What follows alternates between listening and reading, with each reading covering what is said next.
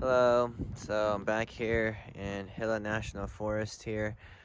I want to do a video that's a little bit different from just uploading racing videos. I wanted to talk about like my other passion, which is off-roading and camping. And I'm currently doing a 3-day camping trip all the way up to Vegas, and it's been pretty great so far. So this is the views that I got here. It's just up in Hilla National Forest here. And it's very pretty. We're near Cosmic Campground, and this is a nice little site that me and my wife found here. And this is my rig here. It's a 97 Toyota Land Cruiser.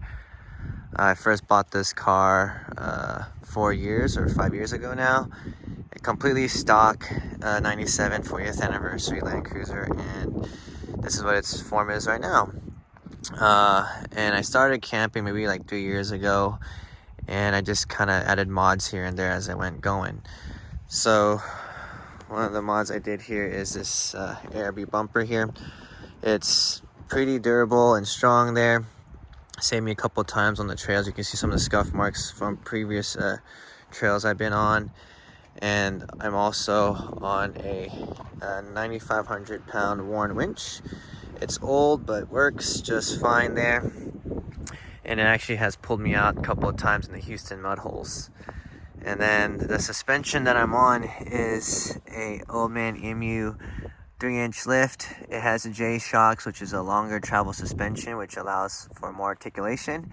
And I'm also on heavy springs, and the heavy springs allows me to add more load to the rig and not sag. But the problem is like when it's unloaded, it rides very stiff on the streets. But that's a compromise I'm willing to pay because I don't want my rig to sag when I'm out off-roading, because clearance matters. And then the wheels I'm on, it's Nankang 285 75 16s. So they're basically 33-inch tires on some old school Volk wheels I won on Japan auctions. They're 16 by 8 0 offset, and it's actually on a 1.5 inch spacer, which kind of spaces out the wheel more, so makes it more flush and pokes it out slightly above the body here. And then the other mod I have here is the ARB snorkel.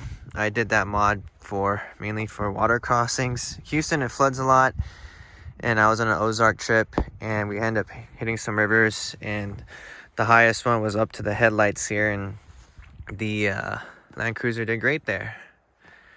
And then on the back here, I obviously have some trail damage, also some damage on the side steps from off-roading. This one, unfortunately, was from a super tight trail, and a tree root pulled this out.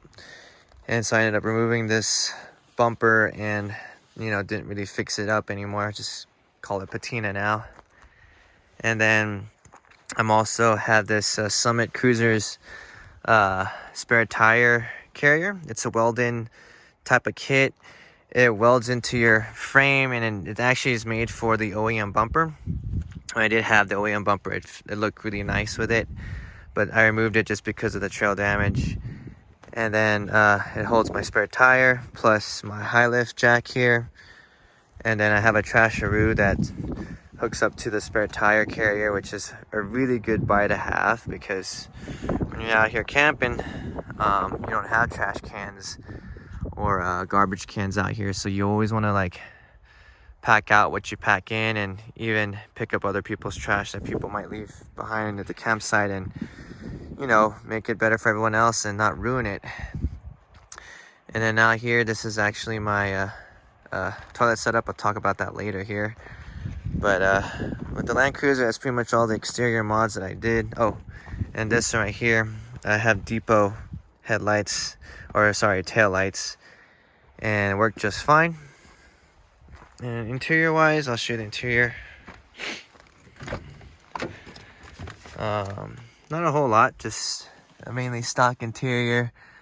I moved the third row seating there, or moved one of the third rows for more room. And then I also have a double DIN radio for Bluetooth connection, so I can play my Spotify and Google Maps when I'm out. And also I have a Midland GMRS radio, so I can talk to other overlanders or radio for help if I need to. I also carry, walkie-talkies when we're on convoys and stuff, but right now it's just me and my wife and my dog. So yeah, that's the whole Land Cruiser setup there. Motor-wise, it's just a stock, straight 6 4.5 liter motor. It's the 1FE, I believe, from the 93 and 90 through 97 motors here. Been pretty reliable, and I love that motor. Pretty good there. So next is the rooftop setup here. I have Ironman steel roof rack. It's very, very heavy duty, and it has these rails just for extra compartments, so I can put my jerry cans or my Max Tracks on here with no issues. And this is my roof nest condor. Fits nicely with the rack there, no issues, and it's been pretty tough and durable. Yesterday we had like 24-mile-an-hour winds at our previous campsite, and this thing held up great. I mean, it was noisy, but the thing didn't feel like it wanted to flop around or anything like that. It was very, very sturdy. So I was very thankful for that. And this one's been in the summer heat to the cold nights, and it's been pretty great so far. And Roof Nest customer support's been pretty good too. So if anything breaks, they'll give you a replacement for free, or even upgraded replacements for free. So yeah, they help out a lot. So we'll just go up here and I'll show you our little setup here. Oh, here's my dog Lambo, and there's my wife. And right here we have our little sleeping bag. It's a Teton 0-degree sleeping bag, and it's very, very good for the cold nights, and we stay nice and toasty in it. And then we have right here is our space heater, so if it gets too cold, we'll turn it on. And then I have my external battery pack there too, so I can turn on the lights inside the tent, which I want to show you is the LEDs here too. So I have LEDs inside the tent. I also have LEDs outside too, and that's all built in from the Roof Nest. And that's one of the main reasons why I also got it, because of the lighting. A lot of the rooftop tents doesn't have internal LED lighting, so that's a big plus. It only uses like 3 watts maximum, so it's very, very efficient too. And so I know people are talking about like how to use a restroom, and here it is. I'll show you our restroom setup. So this is the avocado tent that we got here for a restroom setup. Folds up nicely. And then this is our toilet. Basically, you put like a plastic bag here, and I put a K-litter inside the bag, and yeah, you just open this up, and there you go. You got your little toilet there, and you do your business and all that good mess, and then you got your pouch here for your toilet paper or whatnot that you want to put in. And that's pretty much it. And if you want to take a shower, you definitely can here. You have a little hole here for your shower.